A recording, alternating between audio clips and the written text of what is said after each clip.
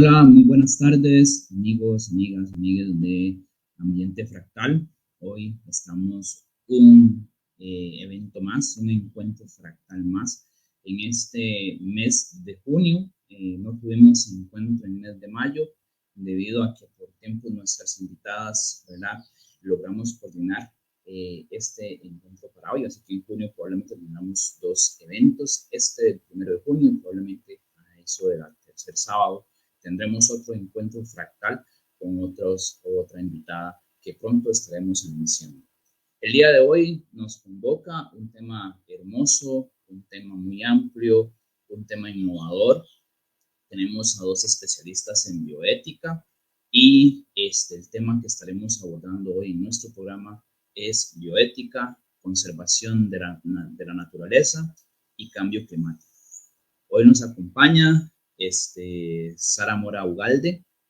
Ella es bachiller en filosofía de la Universidad Nacional, es licenciada en arquitectura de la Universidad de Costa Rica, máster en bioética de la Universidad Nacional de Costa Rica y máster en diplomacia de la UCR y el Instituto Manuel María de Peralta. Actualmente está haciendo su investigación doctoral en la Universidad Complutense de Madrid, o sea, tenemos una candidata de doctorado y que justamente está trabajando el tema de filosofía y cambio climático, así que tenemos a una persona que está mezclando dos campos sumamente interesantes y actualmente trabaja en la Escuela de Filosofía de la Universidad Nacional y en la Universidad de Costa Rica y es coordinadora de la maestría de bioética. Así que ya vamos a darle la bienvenida a Sara, pero antes quisiera presentar a nuestra segunda invitada, que por primera vez en nuestro programa vamos a tener a dos invitadas en una sola sesión, así que el diálogo va a estar mucho más enriquecedor.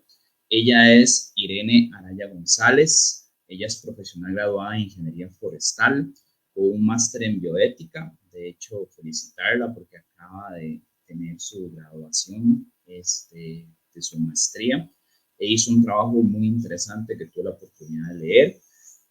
Ha realizado por más de 10 años trabajos en el Ministerio de Ambiente y Energía de Costa Rica.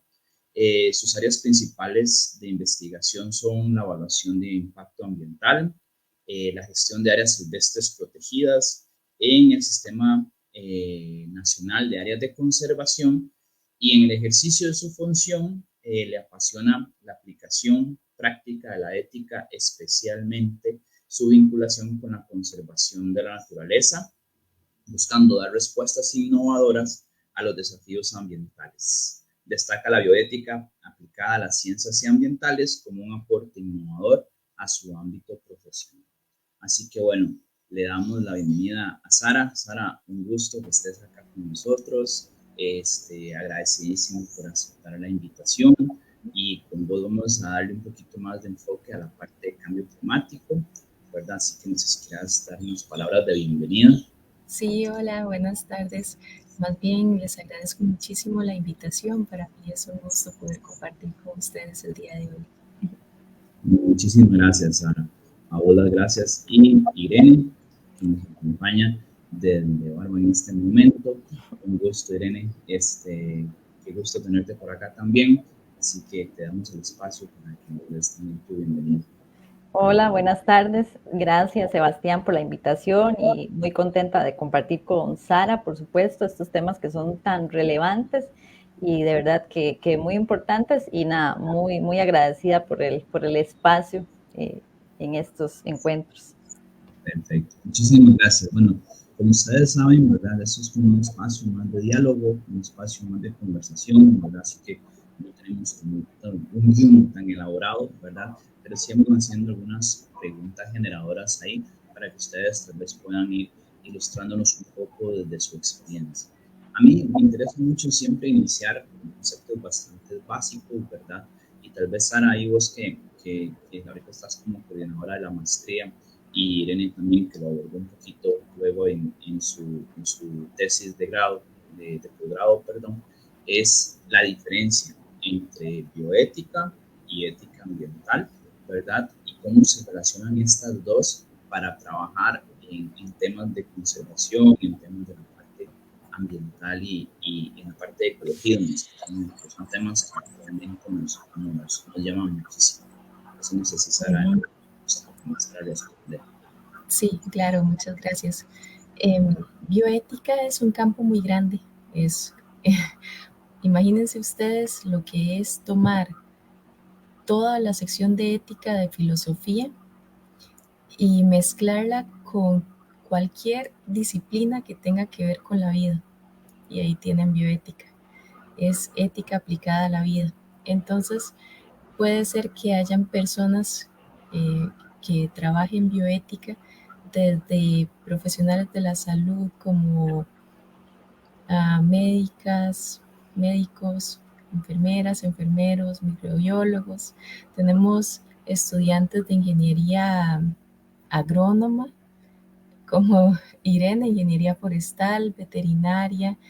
Es muy variada la posibilidad y ahorita también estamos viendo incluso la interacción entre bioética y inteligencia artificial, bioética y tecnología, más allá de lo que se consideraba al inicio. Entonces, pues realmente la bioética es un puente, como lo planteaba Van Rensselaer-Potter en el inicio, un puente entre disciplinas y en ese sentido es muy, muy amplio.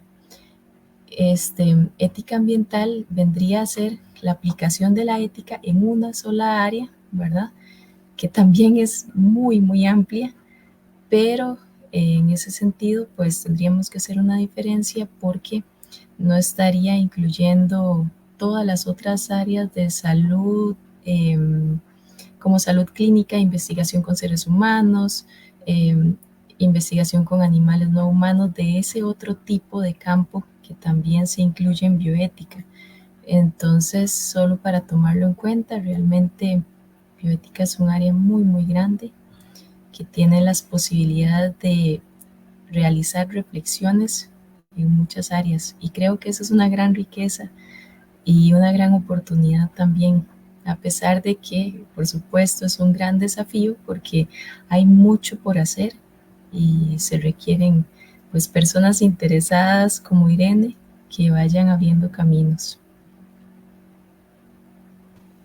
Perfecto, Sana, muchísimas gracias por tu respuesta. No sé si quieres ampliar algo más, Irene, la respuesta de Sara.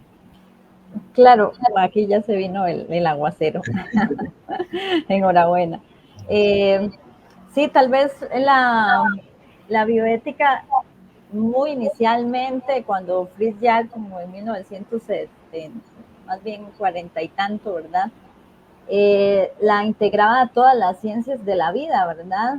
Y así algunos autores la fueron entendiendo, incluso Aldo Leopold, que también era un ingeniero forestal, y Rachel Carson, empezaron a vincular ética y ciencias, ¿verdad?, de la vida, porque la bioética se sostuvo mucho en la parte humana, ¿verdad? Entonces pienso que hubo una necesidad de hacer esa diferenciación entre las dos disciplinas, pero que en un origen se podía entender incluso la bioética sin necesidad de la ética aplicada, ¿verdad? Sino que era esto, somos seres humanos y estamos compartiendo con otras formas de vida y hay que pues plantear comportamientos morales y éticos adecuados en nuestro entorno, ¿verdad? Entonces, esos orígenes, por lo menos para mí, son muy valiosos porque refuerzan una visión bastante integradora que después por necesidades se ve necesario hacer aplicada, ¿verdad? Pero anteriormente había gente que sí comprendía mucho su integralidad. Genial. Sí, bueno, creo que una palabra clave ahí que es la parte aplicada, ¿verdad?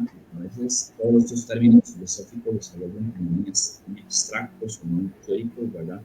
Entonces es muy interesante cómo esta parte ética ya tiene una aplicación real, y que podemos ir conversando, ¿verdad? Como ustedes mencionan, entre todas las disciplinas. De hecho, podemos hablar de transdisciplinaridad o de la bioética, ¿verdad? Como un punto de encuentro para poder hablar en todo este caso. Y justamente, como yo tenía entendido, ¿verdad? antes la bioética estaba como muy centrada, ¿verdad?, en la parte de las ciencias médicas principalmente, y luego comienza a abrirse hacia otros campos, ¿verdad?, de aplicación. Y en tu caso, Irene, que vos has trabajado con el MINAE, con el Sistema Nacional de Conservación, ¿verdad? A lo que tengo entendido, has trabajado en el Parque Nacional de la Amistad por mucho tiempo y demás.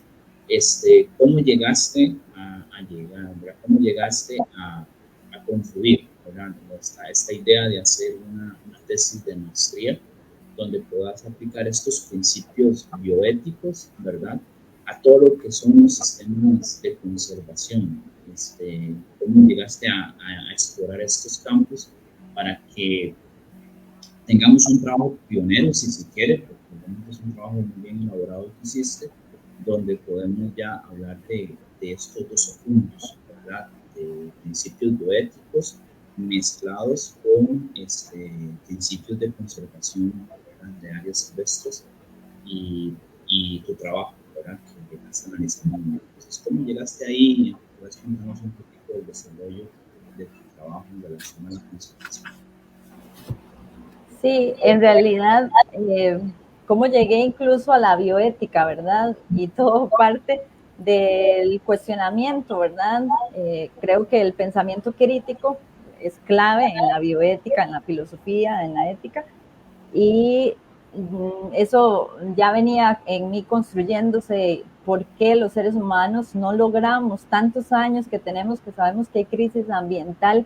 ¿Qué es lo que nos está faltando para hacer un cambio, verdad? Si lo tenemos tan tangible, el impacto que estamos generando. También en el ejercicio de las funciones, ¿verdad? En un área silvestre protegida, uno tiene muy vivencial las cosas, donde hay grupos de mujeres que se organizan en favor de la conservación, donde ve uno en carne propia discriminación, que las mujeres no tienen tenencia de tierra para poder optar por proyectos ambientales, donde hay territorios indígenas que aportan muchísimo a la conservación y no son totalmente visibilizados, como el uso de recursos naturales se queda en manos de unos pocos con gran poder y aportan más, tal vez grupos vulnerables, minoritarios. Y entonces todas estas cosas las iba analizando y las iba pensando y decía, bueno, tiene que haber una respuesta, tiene que haber alguna forma de que esto se visibilice, se pueda aplicar. Y bueno, ahí entonces fue cuando caí con la bioética, ¿verdad? Y ya en la parte profesional, tal vez el desarrollo teórico podía ser un poquito más práctico, pero la aplicación del trabajo que yo iba a hacer sí que era un poco más complicado. El Sistema Nacional de Áreas de Conservación tiene una herramienta o dos instrumentos muy importantes para la gestión de las áreas silvestres protegidas. Uno es el Plan General de Manejo, que dicta las pautas generales de cómo debería gestionar un área silvestre protegida uno, y la herramienta para evaluar su efectividad, para ver si efectivamente está conservando uno los valores que está resguardando. Sobre esa, cuando hace uno las evaluaciones anuales en un área silvestre protegida, pues ahí uno, o al menos yo, me fui dando cuenta de que faltaban cosas, ¿verdad? Que son las que empiezo a proponer en este trabajo de investigación. Perfecto. De hecho, y ahí tocas un tema muy importante que más adelante lo quiero recuperar, ¿verdad? Que es con el tema de los ecofeminismos principalmente, ¿verdad? Porque tocas en tu trabajo, es un eje transversal muy importante, ¿verdad?, que desarrollas, pero no quiero todavía meterme por ahí, porque justamente creo que podemos hacer un puente, ¿verdad?, entre toda esta estrategia de conservación, y Costa Rica, sea como sea, es un país pionero en hacerlo, ¿verdad?, puesto que nuestro país tiene 52% de su territorio de cobertura boscosa, tenemos gran parte de parques nacionales y áreas silvestres protegidas, ¿verdad? Y que esto, sea como sea, representa una herramienta más para la lucha contra el cambio climático. Vamos a ir con Sara, ¿verdad? y ver cómo esta parte de la bioética, ¿verdad?, se va vinculando con estas luchas contra el cambio climático desde este trabajo de investigación que has venido haciendo en tu tesis doctoral, Sara, en relación a filosofía, bioética, cambio climático. Tal vez si nos contás, ¿verdad?, esa vinculación de temas. Sí, muy bien, muchas gracias. Tal vez también quería retomar algo que habías mencionado anteriormente, y es que sí, efectivamente, como Irene lo introdujo antes, el nacimiento de la bioética viene de una forma más integral, ¿verdad? Considerando el ambiente y todo lo que tiene que ver con la vida y la salud, y no simplemente la parte clínica o la investigación con seres humanos. Sin embargo, hubo un momento histórico, más que todo finales del siglo pasado, en el que se desarrolló mayormente en el área clínica y en el área de la investigación con seres humanos. Entonces, de hecho, ahorita estamos trabajando en un rediseño de la maestría para hacer esa apertura nuevamente, para que la maestría tenga una visión más amplia, que integre los conocimientos que tienen que ver con el ambiente, con los animales no humanos, no en un solo curso, sino también incluso en cursos como bioderecho, ¿verdad? Porque verdaderamente hay que tomar conciencia de lo que sucede con el ambiente y con los demás animales también. Entonces, por ahí quería mencionar eso. Respecto a mi tema de tesis, el cambio climático, como lo dice un autor, Stephen Gardiner, es el principal problema de nuestra era. Realmente es un problema muy grave y que hay que atender de manera inmediata, ¿verdad? Entonces pensé, es lo que quiero trabajar en este momento. Y se podría pensar que es un problema muy complejo, porque realmente lo es, que de pronto no se puede responder simplemente desde la filosofía o desde una rama de la filosofía. La filosofía es muy amplia, incluye, por ejemplo, filosofía política, que también tiene mucho que decir respecto al cambio climático, pero la ética tiene una gran parte en este asunto. Y también quisiera mencionar que hasta el momento no he encontrado una postura ética perfectamente diseñada para hacerle frente al cambio climático. Creo que no la voy a encontrar, porque todas las formulaciones éticas que tenemos hasta el momento pues fueron diseñadas en otros momentos históricos en los que no nos estábamos enfrentando a esto. Pero como menciona ese mismo autor que les introduje anteriormente, se puede pensar en una ética que nos funcione como una especie de proceso, ¿verdad?, hacia la construcción de una propuesta más robusta, en la que podemos tomar en cuenta principios que ya están formulados en la ética. Pero realmente es un problema muy complejo. Es complejo en términos de temporalidad, de espacialidad y también teóricos. Uh-huh. Perfecto. Muchas gracias. Y también quería preguntarte, porque en tu reseña nos dices también de que sos, ¿verdad?, licenciada en arquitectura, ¿verdad? Es bastante particular, porque mezclas, ¿verdad?, una parte cercana, ¿verdad?, a la ciencia más exacta, por decirlo así, y no sé si eso colaboró, ¿verdad?, o esas perspectivas colaboró a también acercarse a temas ambientales, o tu preocupación surgió de algún otro lugar, ¿verdad?, de investigación que tuviste para comenzar a proponer una tesis doctoral relacionando filosofía con cambio climático. Sí, es realmente es bastante curioso que haya estudiado esa combinación de carreras. Siempre quise ser arquitecta, entonces empecé a estudiar esa carrera. Me pareció una carrera bastante exigente, pero hermosa. Y en el fondo pienso que es una búsqueda de la armonía, porque creo que eso enlaza todo lo que he estudiado hasta el momento. Y no ejerces arquitectura. Sí, sí ejerzo arquitectura, ahorita con menor cantidad de tiempo, porque realmente la universidad me mantiene bastante ocupada. No pensaba que mi carrera de más tiempo fuera a ser filosofía, pero lo es una sorpresa para mí también. Eh, y creo que actualmente, de hecho, es muy necesaria. Justamente, ¿no? De hecho, y toda esta tendencia, ¿verdad? A la arquitectura verde, la construcción sostenible, toda esta lógica, ¿verdad? Está súper en boga, ¿verdad? Todo lo que son temas ambientales en función también de toda la crisis climática. La arquitectura tiene una responsabilidad enorme, creo yo, en todos los temas de adaptación al cambio climático, porque tienen que diseñar estructuras que logren, ¿verdad? Soportar y mejorar las condiciones de vida a estos climas más agresivos que se nos vienen. Entonces, sin duda la arquitectura tiene todo ahí un tema. Pero no, sin desviarnos tanto hacia lo otro, ¿verdad? Mencionabas estas posturas éticas, ¿verdad?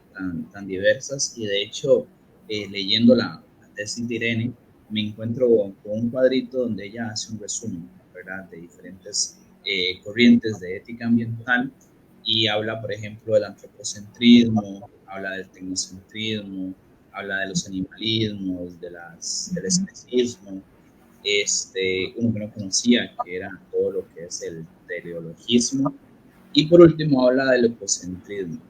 Entonces, no sé, Irene, ya que bueno, Sara sí menciona, ¿verdad?, de que cuesta encontrar una postura ética sólida que permita, ¿verdad?, ponerla tal vez como punta de lanza para poder ser como la ruta. Dentro dentro de este número de, de corrientes que vos encontraste, no sé, cuál te llamó más la atención, cuál se acerca más a una posibilidad que permita, ¿verdad?, abarcar esta idea de la conservación, que permita abrazar todos estos principios bioéticos que vos propones en tu trabajo.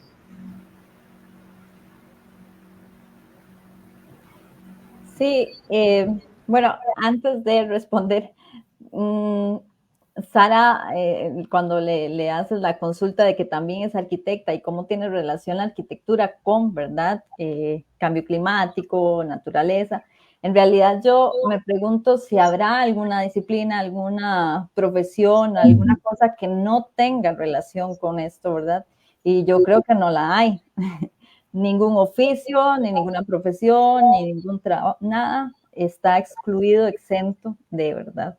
De ahí también que estos principios que yo propongo, uno, por ejemplo, el principio de autoconciencia ambiental, va justo en ese sentido, ¿verdad? Caer en razón de que nosotros como individuos tenemos una responsabilidad que no podemos quitarnos.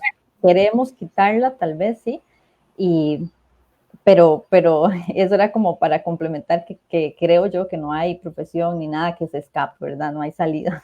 Bueno, si gustas, te complemento ahí porque justamente soy partícipe, ¿verdad?, de que en este momento histórico de nuestra vida deberíamos de hacer una reforma educativa tremenda y que todos nuestros programas educativos, desde la educación, ¿verdad?, de primera infancia hasta la educación superior, pasando por todas las carreras, como bien vos decís, deberían de tener el componente de adaptación, el componente de hacer frente a la crisis climática como uno de los ejes principales y ver cómo las diferentes disciplinas trabajan en función de eso, porque literalmente, ¿verdad?, todas tienen para aportar desde la economía, desde la filosofía, desde la administración, desde las ingenierías, todas tienen, ¿verdad? Pero es muy interesante porque todavía están muy encajonadas, ¿verdad?, en una estructura muy del siglo XIX, en una forma muy parcializada, ¿verdad? Entonces, todavía hay un hermetismo ahí muy fuerte relacionado a todas las carreras. Entonces, en mi caso, así como experiencia personal. Les cuento que cuando doy clases en la carrera de Ingeniería Química, me encuentro con chicos, ¿verdad? Doy los cursos optativos que son de gestión ambiental, y son chicos y chicas de cuarto o quinto año de carrera que es hasta ese momento que se topan con temáticas ambientales, con temáticas, ¿verdad?, donde se reflexionan, y todo el resto de la carrera es ingeniería, productivismo, ¿verdad? Entonces es muy interesante cómo todavía estamos muy cerrados por ahí. Entonces creo que tenés razón, no hay carrera que no se escape de esto y deberíamos de apuntar más allá de. Así que bueno, perdón por robarte tiempo. No, para nada. Y precisamente por eso la bioética es interdisciplinaria, ¿verdad? Está transversalizada a todos y yo creo que más bien todos los profesionales deberían ser bioéticos. Eso es lo que yo pensaría. Pero desde estas posturas creo que el ecocentrismo es una postura que está muy bien posicionada, que está muy integral y que no está intentando excluir a nadie ni poniendo a alguien por encima de otro, ¿verdad? Como por ejemplo el antropocentrismo, ¿verdad? O el tecnicismo que busca dar respuesta, ¿no? Ok, hay un problema de hambre, como pasó con la Revolución Verde, ¿verdad? Hagamos modificación de ciertos trigos, de tal cosa para mayor rendimiento por un tema de hambre, ¿verdad? En el mundo. El hambre todavía está y los problemas más bien en el ambiente aumentaron, ¿verdad? Entonces, no todo se va a solucionar con tecnología, ¿verdad? Y entonces la bioética va en ese sentido, en siempre cuestionar y buscar respuestas y prever, ¿verdad? No va a tener la respuesta absoluta a las cosas, pero siempre como una indagación mucho más profunda. Y en ese sentido, repito que el ecocentrismo puede ubicarla un poquito más porque es mucho más integral y en tanto no discrimina ni posiciona sobre otro, que eso es muy importante. Súper. Dentro de la línea personal que yo sí he venido trabajando también, existe otra que se llama el biocentrismo, que no sé si vos la analizaste o si la consideraste algo muy similar al ecocentrismo o la consideras como por aparte. Es más que todo ya es como pregunta de tesis. Sí, ya me siento como si estuviera defendiendo otra vez. En realidad, a mí incluso me suele confundir y aturdir un poco el querer segregar conceptos. Entiendo también que es importante poder ir diferenciando cosas porque no podemos meterlo todo en un cajón, ¿verdad? Eso lo comprendo, pero también es importante saber cuándo es necesario y cuándo no. Si nos vamos a centrar en la vida, el biocentrismo, eso está muy bien, pero la vida también forma parte de ecosistemas, ¿verdad?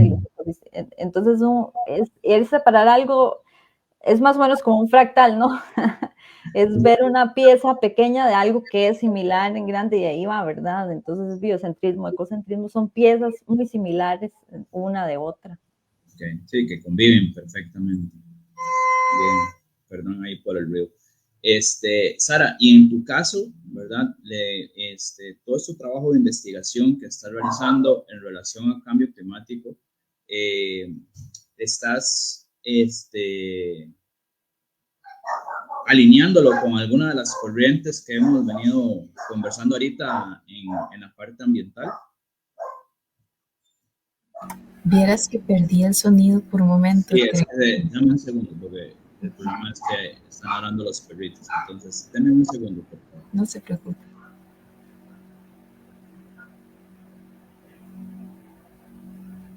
Ellos quieren participar también. ¿Verdad? el sonido de fondo. Ajá.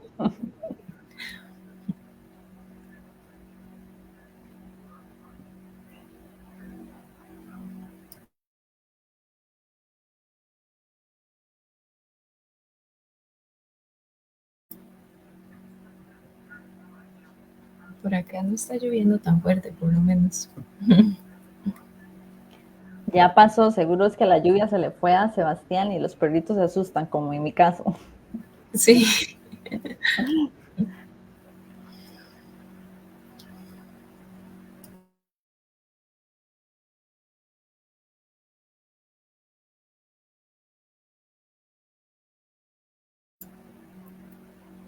problemas técnicos, qué pena. No se preocupe. Esto de la virtualidad que conlleva a veces a ruidos, ¿verdad? A los externos. Si no te preguntaba principalmente, Sara, disculpame, si estas corrientes que hemos venido hablando de la ética ambiental, vos estás involucrando alguna dentro de tu proceso de investigación principalmente. Sí, mira, en mi tesis yo no estoy trabajando una visión como estas, sino que es que mi tesis lo que trata es de, primero, hacer una breve contextualización de lo que es el cambio climático, cómo está la situación, ¿verdad? Como para que las personas que lo lean se ubiquen. Después, una revisión teórica de la ética escrita con respecto a el cambio climático. Y entonces, lo que más he identificado son corrientes un poquito más filosóficas, como, o sea, más centradas en la filosofía, de pronto utilitarismo o teoría como la que había partido desde Aristóteles o de ontología, ¿verdad? Es decir, teorías más filosóficas que albergan una cantidad de contenido un poco distinto.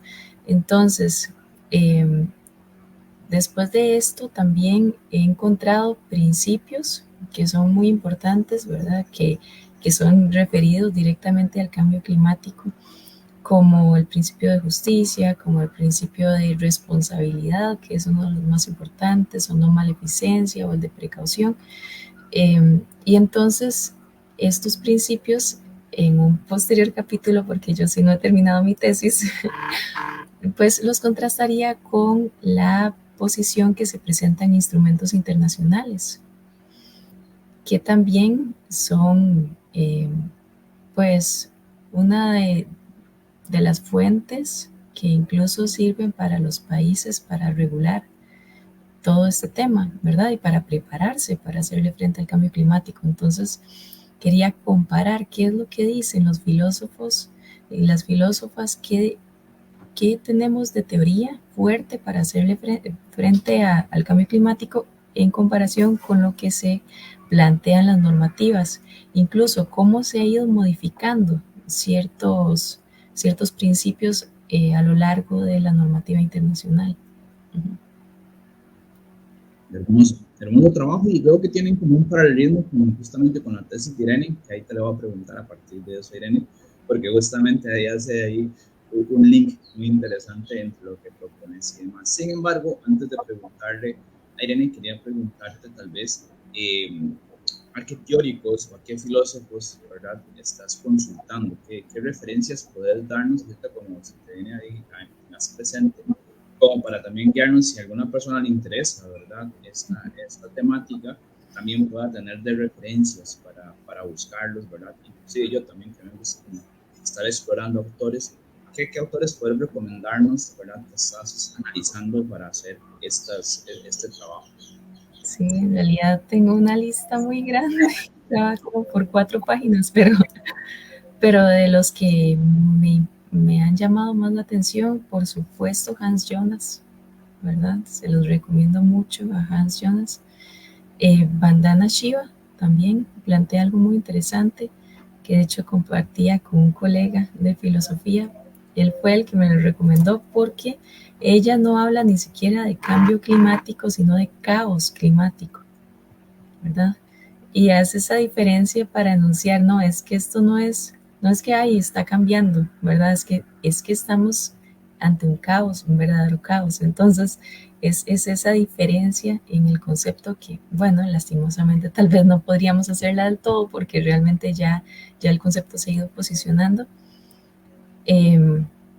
Tal vez es importante destacar que se refiere al cambio realizado por los seres humanos, ¿verdad? Pero bueno, otro autor muy interesante, Stephen Gardiner, ha escrito mucho sobre el tema y de forma específica de cambio climático, pero realmente hay muchos autores.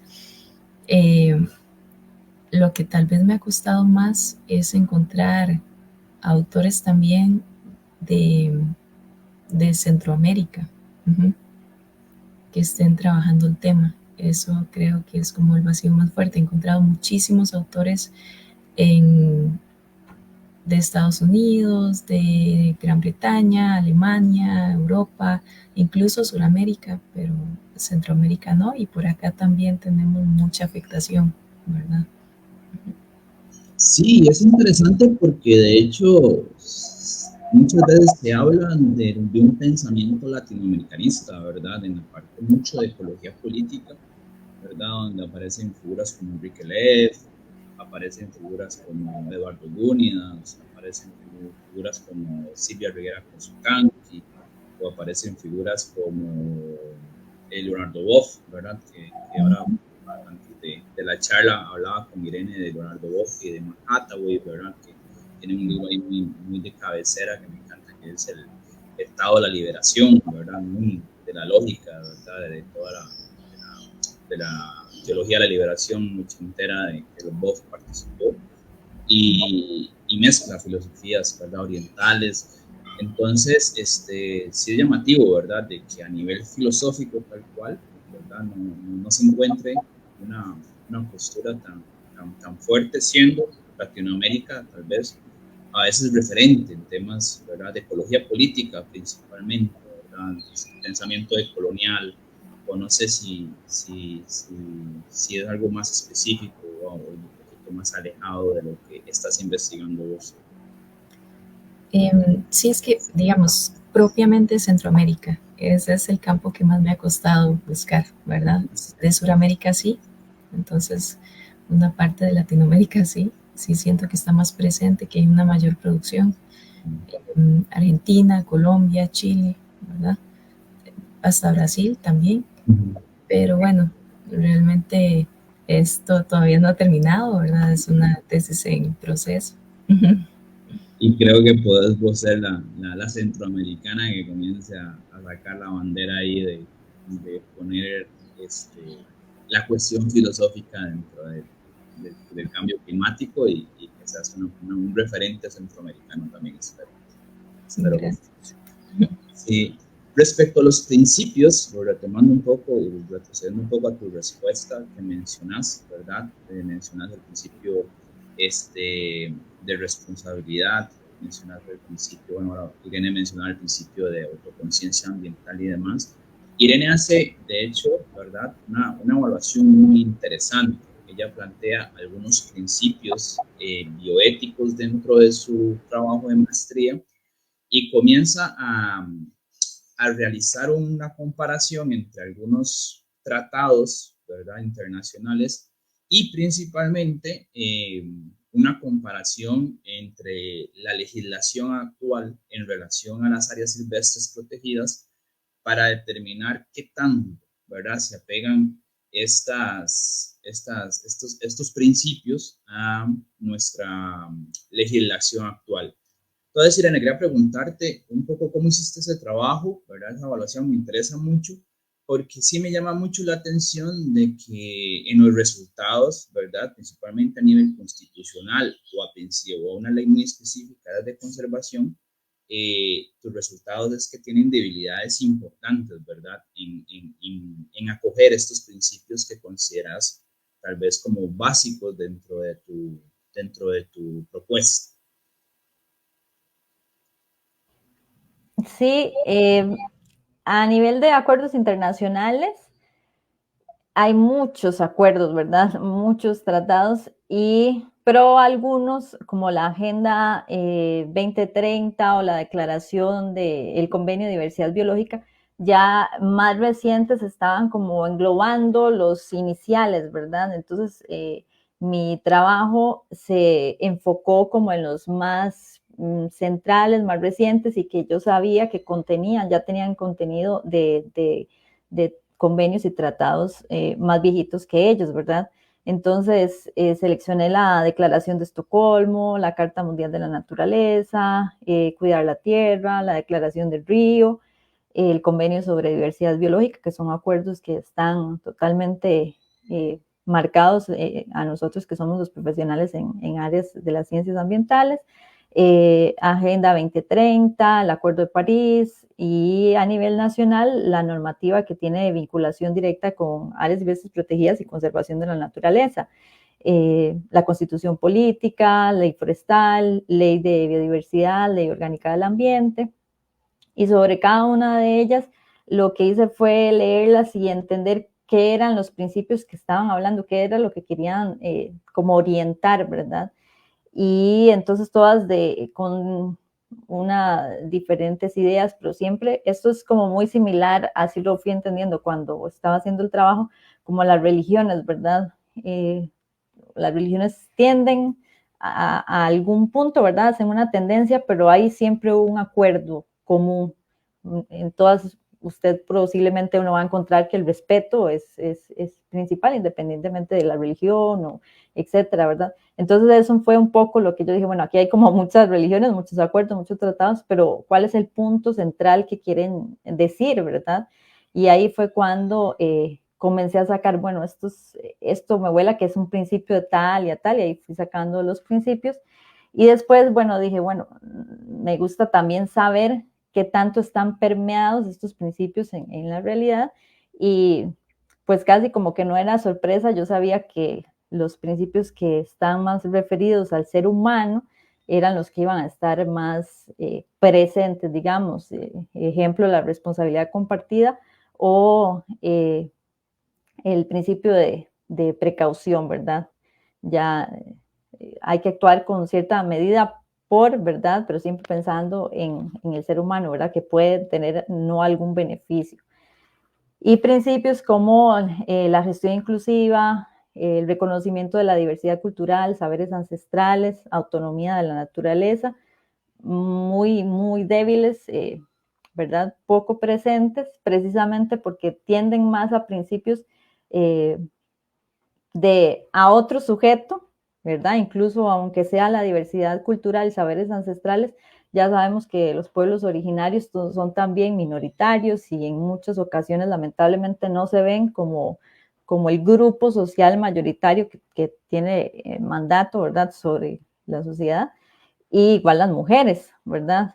Entonces, no era de extrañarse que esos principios estuvieran un poquito más débiles en este trabajo, y ahí es donde ya en la aplicación práctica de mi trabajo, en la herramienta de efectividad de manejo, se busca precisamente poder integrar y hacer visibles estos principios que, por dicha, en algunas áreas silvestres protegidas del país, yo sé que sí, digamos, los gestores, los administradores, trabajan muy de cerca con territorios indígenas, con mujeres, y simplemente, por lo menos en el país, posiblemente lo que es que no están visibilizados en la herramienta, y eso hace que posiblemente las calificaciones que tienen las áreas silvestres protegidas en el país salgan un poquito bajas, ¿verdad? Pero no necesariamente porque en la gestión práctica no esté sucediendo, sino porque la herramienta no las está viendo porque viene de mandatos, ¿verdad? Como estos acuerdos que están un poquito dispersos. Ok,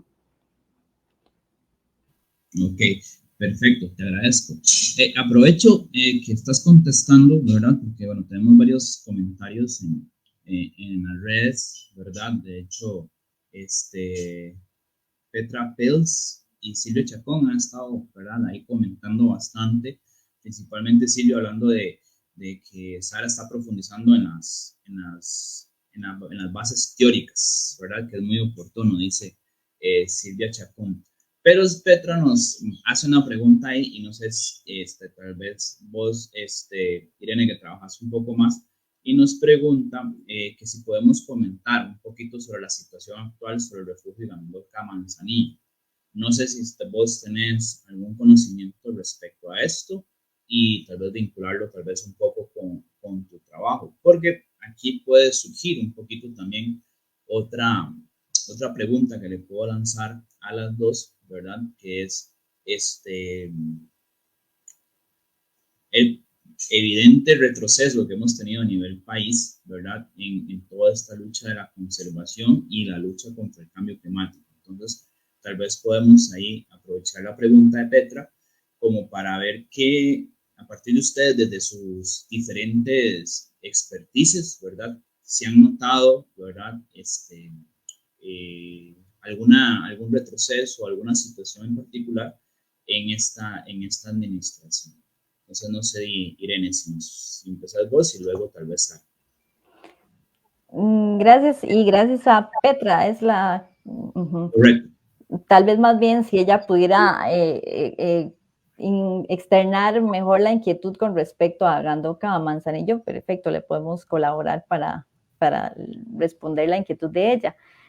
Si hay retroceso o no, yo creo que esto es como el caos que puede de pronto plantear Vandana Shiva y no solo ciertas corrientes, sino también en la matemática, ¿no? En la biología. Ya sabemos que el planeta es en un cierto punto caótico, ¿verdad? Y que mucho sale de las manos del ser humano. Hay algo y por eso es que uno puede sentir retrocesos y en otros momentos avances, y de ahí que la bioética es tan importante y que tiene la columna vertebral que es la ética y no se escapa de los valores morales, y yo creo que eso es lo que hace que tengamos pasos atrás y pasos adelante, porque los seres humanos aún, es mi percepción por supuesto, no hemos querido reconocer que debemos actuar con cierta apego moral, con cierta ética, y que eso no nos supere en términos de poder, en términos de disputas, en términos, y yo creo que esa es la línea delgada entre la que el ser humano y la sociedad siempre se va a debatir con respecto a lo demás, ¿verdad? Cuando hay retrocesos es porque hay un poder que está diciendo, esto no me está gustando, no me sirve, a mis intereses van para atrás, ¿verdad?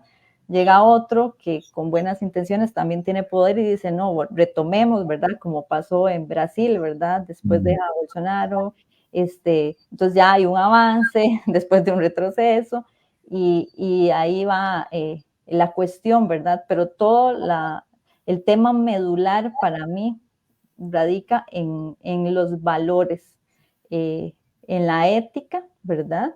Y en superar el ego del ser humano, superar el poder y en vernos como comunidad, ¿verdad? Y esto, Adela Cortina siempre dice, ¿para qué sirve la ética, verdad? Y a mí me llama demasiado la atención que yo digo, es la cosa más barata porque no implica absolutamente nada, nada más que una determinación de uno como ser humano, decir, no, ya, en serio, ¿verdad? No implica ningún recurso económico y es lo único que no ha logrado posicionarse como debiera, ¿verdad? Y es en mi condición o en mi percepción es por eso, porque no queremos aflojar intereses o beneficios que tenemos, ¿verdad?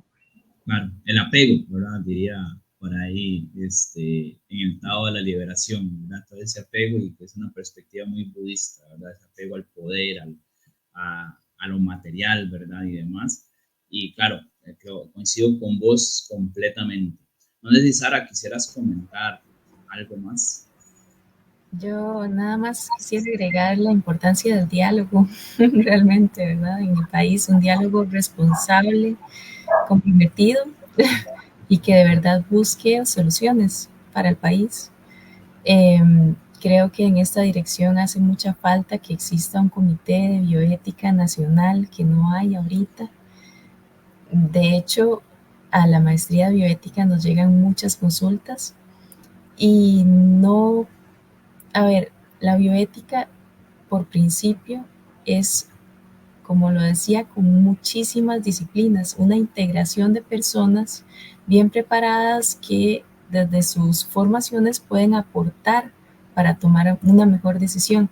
Entonces, no es bueno pensar que una sola persona pueda emitir, ¿verdad? Y decir, esta es la dirección que definitivamente deberíamos tomar, no, sino un conjunto de personas que dialogue, que pueda hacer un análisis crítico, un análisis de verdad comprometido y fuerte para poder decir, bueno, recomendamos esto, ¿verdad? Con estas bases.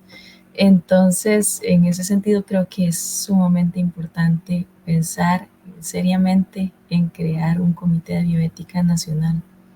que va más allá de un comité ético científico, porque como les decía, la bioética no es solo ética de la investigación con seres humanos.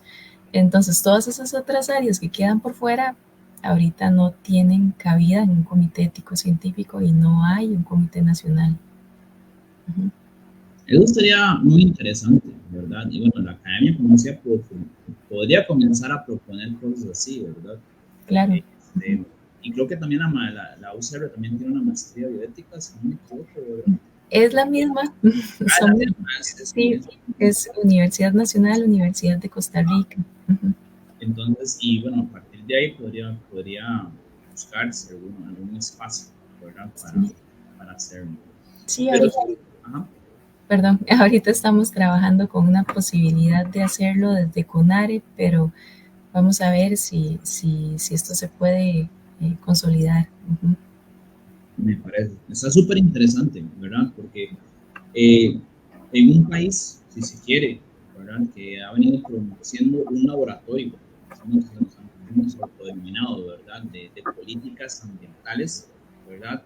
De estrategias nacionales como la de bioeconomía, la de descarbonización, la de reciclaje, de saneamiento de aguas y ese gran etcétera de apuntes, ¿verdad? Que hemos venido posicionando el país a nivel internacional como un referente. Es muy interesante que todas estas, ¿verdad?, propuestas también tengan un componente bioético donde se discuta, ¿verdad?, de cómo las diferentes disciplinas van involucrando la ética, los componentes morales, los componentes, ¿verdad?, éticos o los principios que hemos venido hablando desde la lógica. Ya lo han hecho algunos, ¿verdad? Por ejemplo, leer la ley 8839 entre sus principios, cuando habla de responsabilidad compartida, ¿verdad? Del derecho a la información, etcétera, se puede pensar ahí de que hay un diálogo cercano, ¿verdad? Con algunas propuestas bioéticas. Sin embargo, esto puede favorecer muchísimo, ¿verdad? A afianzar todas estas estrategias a nivel país.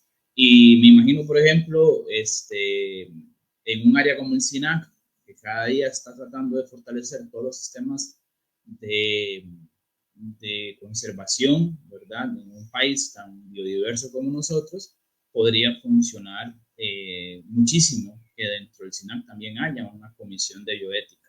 No sé si, ¿qué pensás vos en ese sentido, Irene? Sí, claro que es fundamental. El SINAC tiene tareas muy importantes, ¿verdad? No solo velar por la conservación de la naturaleza dentro y fuera de las áreas silvestres protegidas, de acuerdo a las competencias que le toquen fuera, pero también esta conservación está basada en la gobernanza, en la participación social, ¿verdad? Y ya esos dos componentes hacen del trabajo SINAC un trabajo bastante complicado, ¿verdad?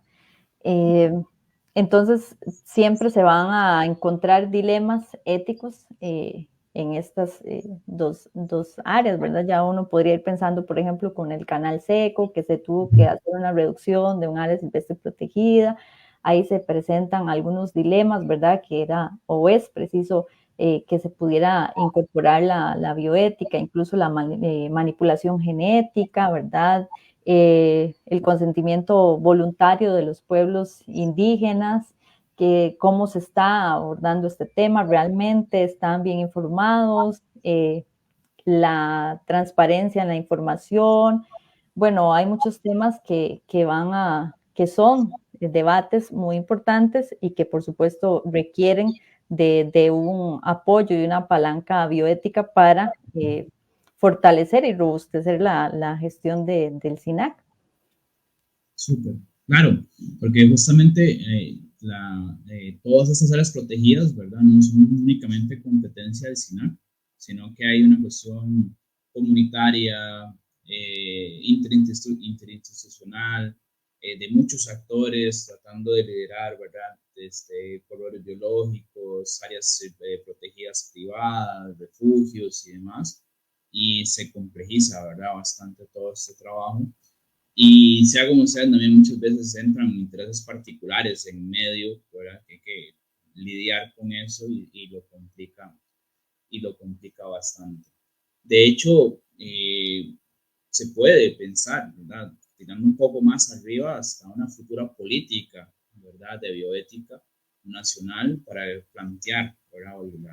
La creación de este comité, la creación de líneas de trabajo que vinculen, por ejemplo, ya políticas como la de bioeconomía o la de descarbonización, la de carbono neutralidad, ¿verdad? Y otras tantas estrategias que Costa Rica tiene ahí para estudiar y que nos posiciona muy bien a nivel internacional y que podría funcionar, ¿verdad? No sé si esto de Conares se ha hablado en algún momento como una posibilidad también de impulsar más bien, más allá del comité también, hasta una política nacional relacionada a esto.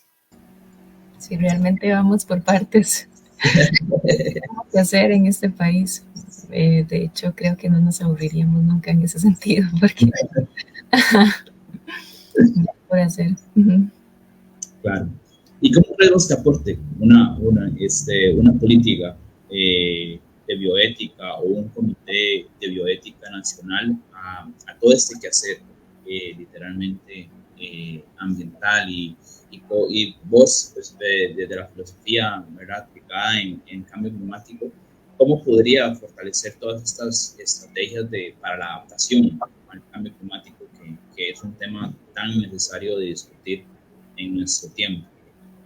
Sí, me llama mucho la atención que vayas directo a adaptación, ¿verdad? Sí, porque bueno, eso me acuerdo que lo discutimos el año pasado en el foro que tuvimos de bioética, ¿verdad? Que tú me invitaste en su momento y tuve el agrado de escuchar. Y se hablaba, y recuerdo estar escuchando al director de la Dirección de Cambio Climático hablar de que se ha trabajado mucho en mitigación, porque ahí es donde estaban dando mucho financiamiento, pero a donde tenemos que apuntar realmente, ¿verdad?, es en la parte de adaptación, porque mitigar ya va a costar más porque ya está todo encima, ¿verdad? Entonces, ahora, ¿cómo adaptarnos? Entonces, yo sí considero, y es uno de los ejes, sea como sea, de ambiente fractal, de ir directo a la adaptación, pensando de qué aportes, bueno, en este caso la bioética puede darnos para adaptarnos a una situación que cada vez se va a poner más crítica a nivel mundial y a nivel nacional. Sí, en un mundo donde muchas veces se toman decisiones sin reflexionar al respecto, creo que es muy necesario. Los comités de bioética no son un invento mío, ¿verdad? Realmente existen en diferentes países. Incluso diríamos que dependiendo del estado del que se esté hablando, en algunos casos hay como por provincia, para contextualizarlo. Entonces, pues eso también ayuda a hacer frente a las particularidades de las partes que conforman un país, ¿verdad? Porque puede ser que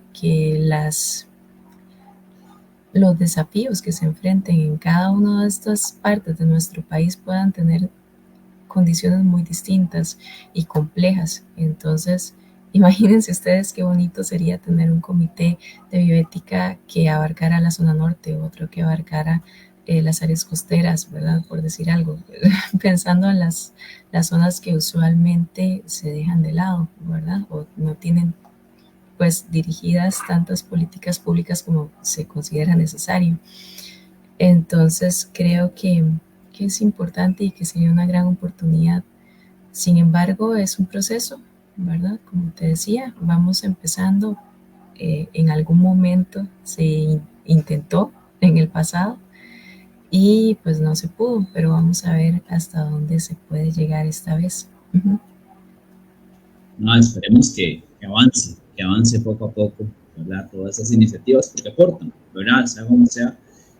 Obviamente los procesos, ¿verdad?, son tan complejos que se pueden abordar desde muchos lugares y esto es un tema más que puede aportar significativamente, ¿verdad?, a dar posibles soluciones, ¿verdad? ¿verdad? Y posibles caminos a seguir para mejorar toda la situación. De hecho, Silvia Chacón menciona, ¿verdad?, que es una necesidad crítica contar con un comité de bioética nacional y que está de acuerdo con vos, Sara. Así que, súper bien.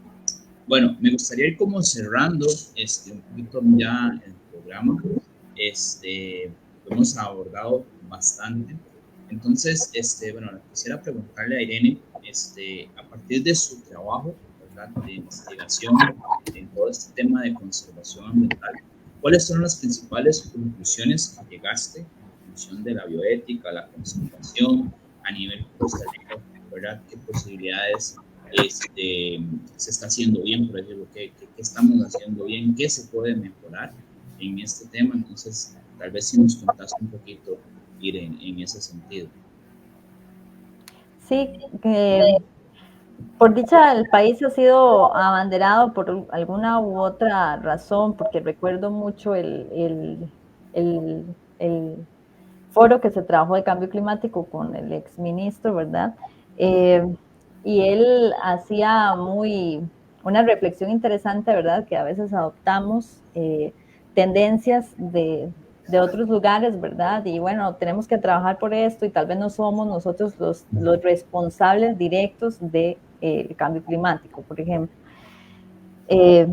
Entonces, en este caso, para bien, seguimos tendencias de creación de áreas silvestres protegidas y logramos que el país sostuviera una cobertura forestal importante en áreas silvestres protegidas y a día de hoy las gozamos y es un referente mundial el país, aún pequeño que sea. Tenemos mucho que trabajar, ¿verdad? En temas de agricultura, en temas de incorporación de otras visiones de gestión del paisaje, ¿verdad? Más que todo comunidades locales, y otras formas de cómo gestionar en áreas más urbanas como la gran área metropolitana, ¿verdad? Ahí el tema de lograr ser abanderados en los ríos y quebradas de las áreas metropolitanas, yo creo que es una tarea muy fuerte que tiene el Ministerio de Ambiente y Energía, ¿verdad? Pero que sí, también hemos hecho cosas muy valiosas, ¿verdad? Y que, como les mencionaba anteriormente, de pronto no estaban visibles en herramientas cuando hacemos o gestionamos o evaluamos cómo están las áreas silvestres protegidas. Y esto posiciona al SINAC, ¿verdad? Nuevamente como un referente incorporando la bioética en una herramienta tan práctica y que la tiene que aplicar obligatoriamente a todas sus áreas silvestres protegidas. Entonces, ya existió un componente importante y bueno en la conservación de la naturaleza. Ciertamente, nosotros como personas tenemos más interiorizado el tema de conservación de la naturaleza, pero nos faltan también otros muchos temas en educación ambiental. Por ejemplo, superar la educación ambiental más básica, ¿verdad? De cómo está la geografía y etcétera, ¿verdad? Sino incorporar esto, temas de valores, incorporar debates de las escuelas y en los comités locales también, en los consejos locales, incorporar una educación ambiental más especializada o específica para problemas que nosotros tenemos. Entonces, bueno, creo que siempre tenemos un norte bien para la conservación y como en todo siempre va a faltar, pero lo importante es, y una de las cosas que sí creo necesarias, es como retomar la fuerza viva de estas organizaciones ambientalistas que de pronto se pronuncian sobre algo, si es sentido, digamos, un poquito más bajo la participación ciudadana en temas que son de competencia de todos nosotros. Y esto puede estar asociado a muchas cosas, ¿verdad? Pero creo que este espacio para reflexionar, para estar metido en temas de ambiente, qué está pasando, cómo pronunciarse, y con diálogos, como dice Sara, muy respetuosos, Creo que esto sí es fundamental que se sostenga, que se fomente y porque al final de cuentas la naturaleza es de todos, ¿verdad? Los seres humanos y también los otros seres vivos. Perfecto. Sí, de hecho voy a aprovechar tu comentario para hacer una pequeña publicidad, porque ahora que mencionabas educación ambiental, ¿verdad? Acabamos de terminar, hace 15 días aproximadamente, es el primer curso que ofrecemos acá en Ambiente Fractal, que se llama Educación para la Sustentabilidad, y va justamente en la línea que vos mencionás, ¿verdad? Es un curso que se aleja de lo técnico propiamente y que trata de abordar la temática de la educación más filosófica, más crítica, más de en raíz, ¿verdad? Desde la cosmovisión, desde el giro ontológico, viendo estos principios de corrientes de ética ambiental que mencionabas vos en tus tesis, porque justamente, ¿verdad?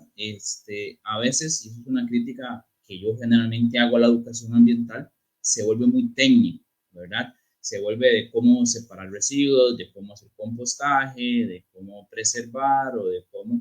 Pero hay un componente filosófico, ¿verdad? Reflexivo, que muchas veces se omite y mantenemos o nos hace mantener siempre una visión muy antropocéntrica de nuestro ejercicio, ¿verdad? Hasta de nuestro ejercicio ambiental, de hecho.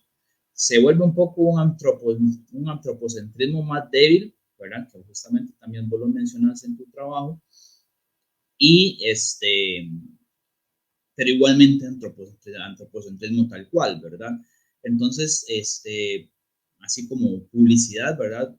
Cercano a agosto probablemente volveremos a estar impartiendo el curso, así que para los que nos escuchan y si les interesa, ahí vamos a estar haciendo la publicidad respectiva por si quieren tener una experiencia un poco distinta a lo que es la educación ambiental en ese sentido. Sara, en tu caso, ¿verdad? Desde la perspectiva filosófica, más que bioética, la parte filosófica y la parte de cambio climático, algunas conclusiones o algunas recomendaciones o algunas cosas que has podido llegar por ahí ya en tu proceso de investigación que consideres, porque hay un punto muy interesante, ¿verdad? Dentro de nuestra visión utilitaria, ¿verdad? Que es de que la filosofía no sirve para nada. De hecho, siempre recuerdo el inicio de un libro de Stephen Hawking, creo que es La teoría del todo, uno de estos libros, que él dice que la filosofía ha muerto y que las preguntas claves de la filosofía actualmente se las están haciendo los físicos cuánticos. Entonces, cuando yo, ¿verdad? Que antes era, por mi formación, más cientificista, por así decirlo, me mofaba un poco con mis amigos filósofos del término, ¿verdad? Pero después de que ya me metí más en la nota ecologista y he comenzado a leer, literalmente la filosofía está más que viva y está tomando un rol fundamental en todos estos procesos, ¿verdad? De análisis y reflexión sobre el cambio climático. Hay trabajos muy interesantes desde la visión aristotélica, hay reinterpretaciones de la filosofía marxista, hay reinterpretaciones, ¿verdad? O hay críticas muy fuertes a la filosofía kantiana, etcétera, ¿verdad? Entonces, creo que la filosofía sí llega a tener un rol muy, pero muy importante en nuestro contexto histórico actual y que puede aportar muchísimo, ¿verdad?, a todas estas discusiones. Entonces, más desde la filosofía, ¿vos qué pensás, verdad, de qué es el rol que puede venir asumiendo esta rama desde los procesos de adaptación y toda esta reflexión sobre el cambio climático? Bueno, yo creo que desde la ética se puede hacer mucho. Es que tendríamos que sentarnos como a analizar cada caso detalladamente, ¿verdad? Pero de manera general me gustaría solo reflexionar acerca de algunos principios, y es que de forma mínima, ¿verdad? Algunos filósofos recomiendan que lo menos que podemos hacer es no hacer daño, ¿verdad? Como mínimo no hagamos daño, como mínimo seamos justas y justos. Es como una base mínima en la vida en general y aplica también para el ambiente y para el cambio climático. Después de ahí, también leía un Tremel y Robinson, que nos escriben que pues a lo largo de la historia de las personas, pues realmente, o en la sociedad, se ha considerado que como mínimo se cumple con lo justo, ¿verdad? Con la justicia, y entonces cuando usted no cumple, recibe un castigo o esto es materia legal, y etcétera, ¿verdad? Es decir, es completamente vinculante, mientras que existen otras consideraciones éticas que también son muy importantes para la vida en sociedad, que no tienen esa misma condición tan directamente vinculante. Es decir, si yo, por ejemplo, no soy una persona solidaria, Sebastián me va a decir, qué lástima que no lo sea, pero no te puedo obligar, ¿verdad? Eh, si yo no quiero ser empática, Irene me lo puede recriminar, pero no me va a meter a la cárcel por eso. Entonces, yo lo que quisiera más bien es reflexionar en torno a la importancia de que, ojalá, a pesar de que no forma parte de la ley, aunque no lo podamos señalar de forma directa como dentro de lo que es justo o injusto, podamos también tomar en cuenta la compasión, la empatía, ¿verdad? Todo esto que realmente creo que sí puede hacer una diferencia en la sociedad y que podría pues ayudarnos a tomar mejores decisiones. Súper. De hecho, yo soy de los que consideran, ¿verdad?, de que hay que apuntar a una resignificación del amor, ¿verdad? Trabajar desde la ética del amor, por así decirlo, ¿verdad? Que es una palabra muy vaciada de contenido, pero siempre, ¿verdad? Si uno comienza a resignificarla es sumamente importante. Y como bien decía Irene por ahí, ¿verdad? De que muchas religiones o muchas posturas van teniendo como puntos en común. Creo que muchas de todos los de nuestras visiones de mundo, el amor siempre es un punto clave, ¿verdad? Para trabajarlo, de hecho. Y eso me lleva ya a la última pregunta, porque es un tema que me quedó por ahí, que desde el principio, para hacerles, porque es la idea del amor, ¿verdad? Que de hecho a mí me encanta mucho la visión de Eric Fromm, que hace del amor como una disciplina, de algo que se ejerce, que se trabaja, ¿verdad? Me lleva, ¿verdad?, a la lógica del cuidado. De hecho, la ética del cuidado es un componente sumamente importante y que históricamente, ¿verdad?, es un rol que se le ha dado, ¿verdad?, se le ha otorgado en nuestra cultura patriarcal a las mujeres. Y hay un punto de partida que Irene hace en su trabajo, que no sé si Sara vos lo consideras, pero supongo que estás familiarizada con el tema, que es la parte de los ecofeminismos. Entonces, ya como para ir cerrando, ahora sí, como última pregunta, me gustaría saber, ¿verdad, Irene, este abordaje que hiciste vos de tu proceso de análisis bioético, donde los ecofeminismos formaron un punto muy importante en tu reflexión.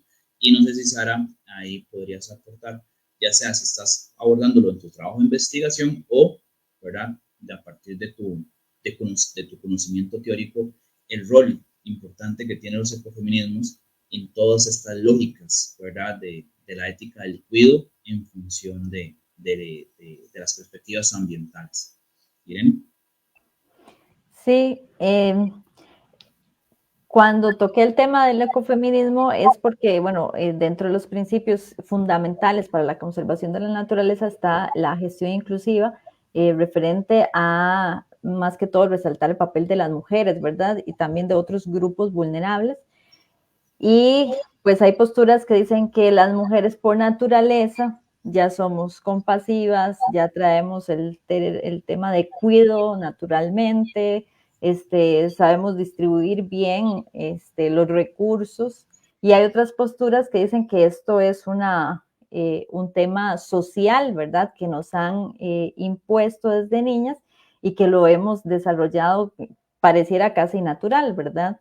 En el trabajo, la investigación, no era mi tarea discutir si una es correcta o no, ¿verdad? Sino yo dije, bueno, independientemente de si naturalmente somos así o no, tenemos rasgos y competencias o habilidades emocionales eh, importantes para la conservación de la naturaleza, y ya hay estudios, investigaciones que señalan que cuando se incluyen las mujeres en la gestión, los resultados suelen ser mejores, ¿verdad?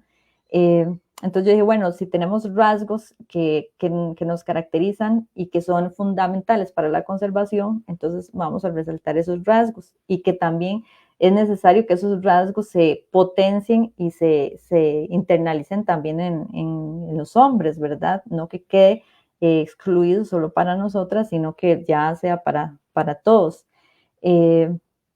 También la inclusión de las mujeres es porque ya se sabe que las mujeres, y más en temas de conservación, sufren violencia, y como antes decía, la mayor proporción de propiedades y tierras están en nombre de los hombres, de las cabeceras de familia masculinas, y entonces cuando una mujer quiere emprender un proyecto, por las razones que sean, sola, se encuentra con esta dificultad de no tengo una propiedad, no puedo optar por un pago por servicio ambiental, por ejemplo, porque lo primero que me piden es tener un plano, ¿verdad?, a nombre mío. Y entonces esta inclusión de las mujeres va en todos esos términos, ¿verdad? En los atributos naturales o culturales que se nos imponen, en que efectivamente hay posturas y otras voces que tienen las mujeres que van a dar cuenta de cómo gestionar la naturaleza, y por ser un grupo minoritario que en términos de cambio climático sufre, y ya también esto está comprobado científicamente, llevan como la parte más negativa de las afectaciones en cambio climático, más en continentes como África y otros sitios, ¿verdad? Y aquí igual, por supuesto, se da. También, y en este punto quisiera decir, porque a veces se puede interpretar que en algunos proyectos o intenciones para atraer recursos o etcétera, se toma el tema de inclusión y perspectiva de género para hacerlo llamativo, ¿verdad? Y ahí sí yo quisiera como recomendar y reforzar y recordar que este tema de género e inclusión no es una moda, no es una cuestión de integrar porque puedo obtener tal cosa, ¿verdad? Sino que hay que tomarlo con la seriedad que corresponde, y que es una necesidad vinculada para asegurar conservación de la naturaleza. Uh-huh. Me parece súper atinado ese último comentario, ¿verdad? De que como cuando se trabaja con población indígena y se exotiza, ¿verdad? Que es una población y se hasta victimiza, ¿verdad? Y creo que puede caerse en eso, ¿verdad? Entonces creo que si se va a trabajar en estos temas, justamente tiene que ser con toda la seriedad y demás. Entonces, Sara, si querés ya aportar tu último comentario relacionado a todo esto, la idea de los ecofemininos. Bueno, más que todo quisiera resaltar esta parte de la desigualdad, ¿verdad? La desigualdad de género, la desigualdad también en cuanto a oportunidades de personas adultas mayores, cuidados. Es que hay muchísimas, incluso desigualdades socioeconómicas, que también tienen mucho que ver con cambio climático. ¿Por qué? Porque el cambio climático al final va a exacerbar, va a aumentar todas esas deficiencias que ya tengamos, las va a hacer evidentes. ¿Por qué? Porque es mucho más difícil para una persona que tiene ciertas características y que su sociedad no la apoya, ¿verdad? Hacerle frente a situaciones más complejas porque el ambiente se lo presente de esa manera, pero bueno, ya sabemos que no es ocasionado per se, sino efecto de la acción humana. Pero es decir, mientras más grande sea nuestro coeficiente de Gini, es más difícil hacerle frente al cambio climático. Entonces hay que atender ese tema de la desigualdad con carácter de evidencia. Realmente, si queremos tener un mejor resultado en todo lo que tiene que ver con hacerle frente al cambio climático. Justamente, de hecho, ayer, un poco de noche insomnio, estaba teniendo que leerme un libro de Barry Commoner, y en el 76, ya en esas épocas, escribe un libro que habla sobre de que si queremos trabajar también en temas de ambientales, ¿verdad? Es necesario trabajar en justicia social, ¿verdad? En todos estos temas de igualdad de género, en todos estos temas de desigualdad, de reducir brechas, porque justamente, ¿verdad? Y también ya está más que comprobado, las poblaciones más vulnerables a todas las crisis climáticas, ¿verdad? Son las poblaciones más empobrecidas, ¿verdad? Y lo vimos justamente con todo lo que fue la pandemia, ¿verdad? Las poblaciones más empobrecidas fueron las que no pudieron hacer el resguardo en sus casas, fueron los que se expusieron más al virus, porque tenían que trabajar sí o sí, ¿verdad? Se vieron súper afectadas, y de hecho la pandemia trajo una desigualdad mayor, ¿verdad? Post pandemia, ¿verdad? Se empobreció mucha gente en todo este proceso, y no se ha trabajado para todavía, ¿verdad?, resolver el impacto. Entonces, sí creo que la justicia social, la justicia ambiental, ¿verdad?, van estrechamente de la mano, ¿verdad?, y es un trabajo que no se separa, ¿verdad?, como igualmente, como hemos venido hablando, todo forma parte de un todo, ¿verdad?, y es un trabajo en conjunto, y lo político, lo económico, lo ambiental, lo social, lo cultural, lo natural, las ciencias y etcétera, las artes en sí, pueden ir trabajando en un solo punto. Chicas, creo que podemos ir cerrando acá.